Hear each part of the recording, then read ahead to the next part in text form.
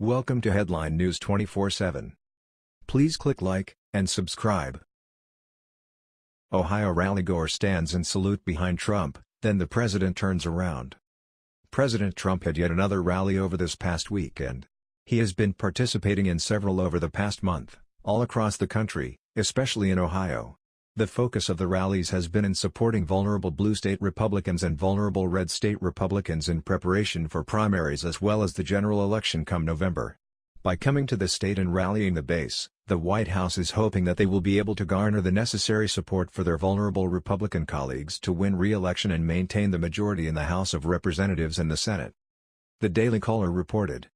As President Trump walked into a rally Saturday evening in Ohio, a lone gentleman wearing an Army t-shirt stood at attention behind the podium, his right hand raised in a salute.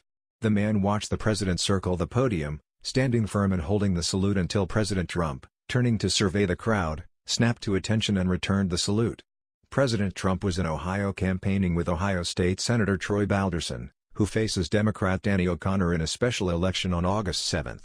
That election is being held to determine who will replace retiring Republican Representative Pat Tiberi. Also standing alongside the president at Saturday's rally was Ohio Representative Jim Jordan, who just recently announced that he would be throwing his own hat into the ring to replace retiring House Speaker Paul Ryan.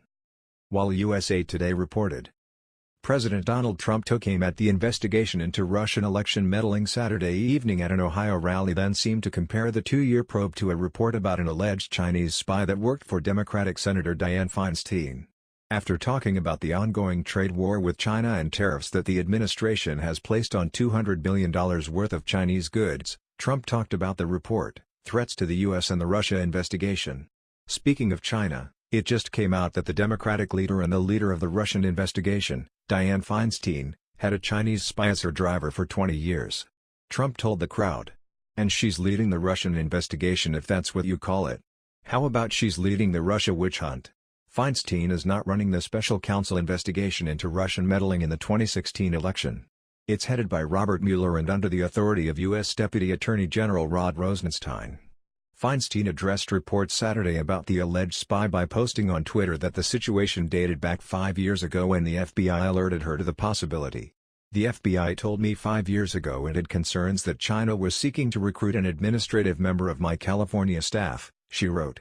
I took those concerns seriously, learned the facts and made sure the employee left my office immediately.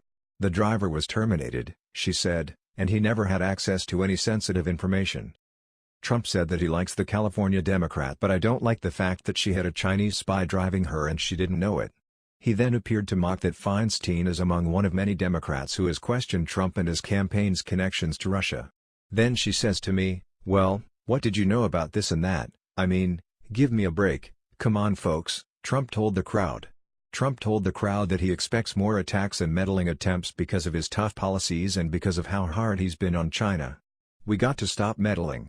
We got to stop everyone from attacking us, but there are a lot, he said. I guarantee you it's gonna happen really big now because we are taking our wealth back. Even though the president took some jabs at Democrats in the Senate, the most powerful moment of the evening was when he interacted with that veteran, locked eyes with him, and saluted back. The president has made it clear that he loves the United States, he wants to put it first, and that he will aim to do so in trade negotiations and diplomacy.